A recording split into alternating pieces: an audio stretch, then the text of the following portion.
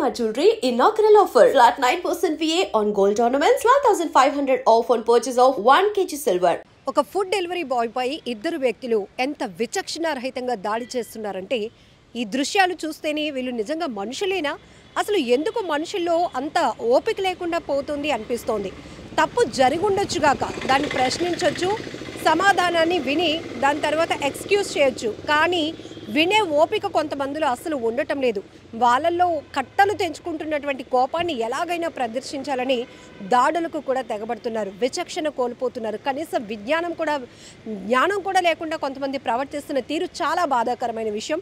Social మీడియాలో viral అవుతున్నటువంటి ఈ వీడియో బెంగళూరులోని శోభా థియేటర్ సమీపంలో ఇద్దరు వ్యక్తులు జొమాటోలో ఫుడ్ ఆర్డర్ పెట్టుకున్నారు.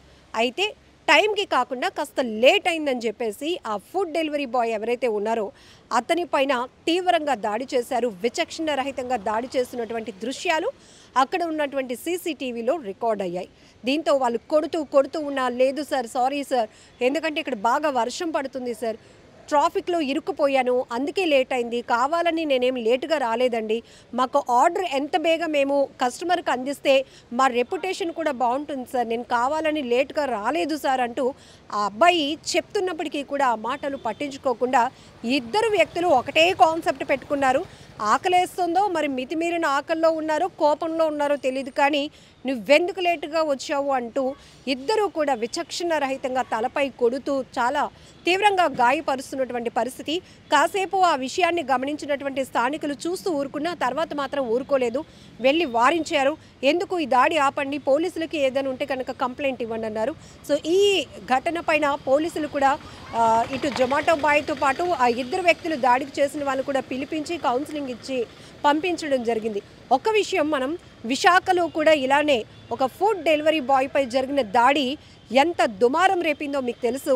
మొత్తం food delivery boys, Zomato app కావచ్చు, మిగతా యాప్స్లో పనిచేస్తున్న వాళ్ళందరూ కూడా ఒకే యూనిటీగా ఉండి మేమంతా పని లేక ఈ పనులు చేయటం లేదు, మాకు కూడా కొన్ని క్వాలిఫికేషన్స్ ఉన్నాయి, ఉద్యోగాలు రాక టైం ఫ్యామిలీ పరిస్థితుల దృష్ట్యా మేము ఆర్డర్స్ పెడితే ఫుడ్ అందించే ఈ జొమాటో బాయ్స్గా, ఫుడ్ డెలివరీ బాయ్స్గా వర్క్ చేస్తున్నాం, మాకు కూడా సెల్ఫ్ రెస్పెక్ట్ ఉంటుంది, మమ్మల్ని కూడా మీరు గౌరవించండి, మేము ఎలా అయితే మీకు మీరు పెట్టినటువంటి ఆర్డర్ పర్టికులర్ రెస్టారెంట్ నిండా హోటల్ నుంచో మీకు ఎలా అయితే గౌరవంగా తెచ్చి ఇస్తున్నామో అక్కడి నుంచి మేము పెద్దగా ఏమీ ఎక్స్పెక్ట్ చేయటం లేదు, మాకు కూడా ఒరే గిరే అని పిలవకుండా ఓకే మా, లేకపోతే ఓకే అండి అని, లేకపోతే అట్లీస్ట్ నార్మల్గానైనా మమ్మల్ని ట్రీట్ చేస్తే మేము హ్యాపీ అవుతాం, అంతేగాని మేమేదో పనికిరాని వాళ్ళలాగా, మేమేదో వాళ్ళ ఇళ్ళకి కాపలా కాసే వాళ్ళగా ట్రీట్ చేస్తూ మమ్మల్ని అవహేళన చేస్తూ కొన్ని చోట్ల బట్టలు ఇప్పేసి కూడా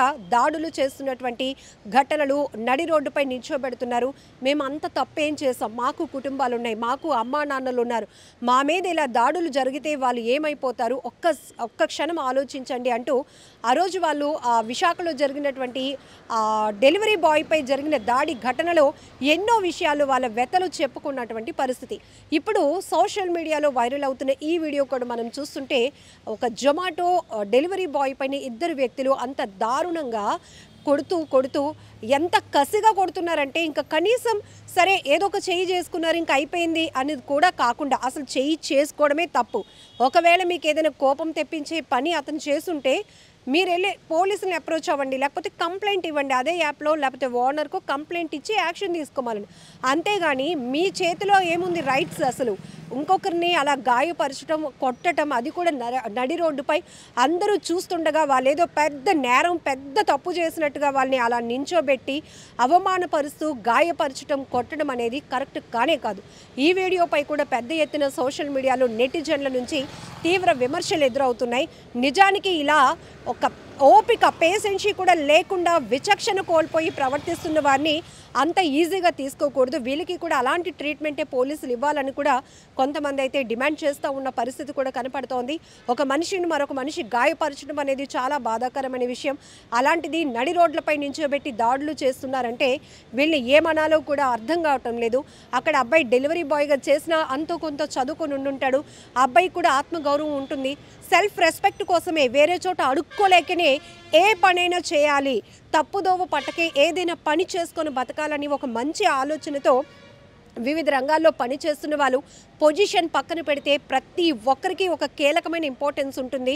అది హైయర్ అఫీషియల్స్గా పనిచేసే వాళ్ళకనే కాదు, కింద స్థాయి ప్యూన్ నుంచి అధికారుల వరకు ప్రతి ఒక్కరి రోల్ కూడా చాలా కీలకమే. వీళ్ళు లేకపోతే వాళ్ళు ఉండరు, వాళ్ళు లేకపోతే వీళ్ళు ఉండరు. ఇది మనం గ్రౌండ్ రియాలిటీ తెలుసుకుంటే కనుక ఒకరినొకరు గౌరవించుకొని ముందుకు వెళ్లాల్సినటువంటి పరిస్థితి.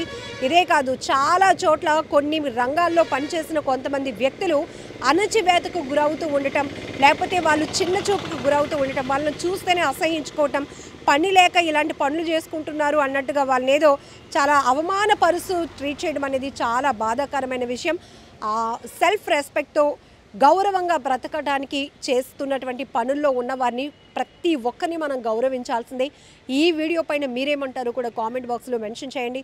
కొన్ని చోట్ల మనం చూస్తుంటాం, జొమాటో బాయ్స్, స్విగ్గీ బాయ్స్ కూడా కొన్ని తప్పులు, అంటే వాళ్ళకి ఏదో డెలివరీస్ వస్తే అవి వాళ్ళు టేస్ట్ చేసి ఓనర్స్కి ఇవ్వటం, ఎవరైతే ఆర్డర్ పెట్టుకున్నారో వాళ్ళకి ఇవ్వటం, ఇలాంటివి కూడా జరుగుతున్నాయి. తప్పు అటు ఉంటుంది, ఇటు ఉంటుంది. కానీ ఏదైనా దానికి మాత్రం ఒక వే ఉంటుంది, అప్రోచింగ్ వే అనేది.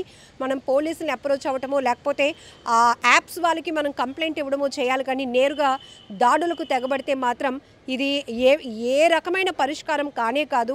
వాళ్ళ కోపాలు కట్టలు తెంచుకొని విచక్షణ కోల్పోతున్నటువంటి పరిస్థితులు ఉన్నారు అని చెప్పడానికి ఈ దాడులు ఒక నిదర్శనంగా నిలుస్తాయని చెప్తున్నాం.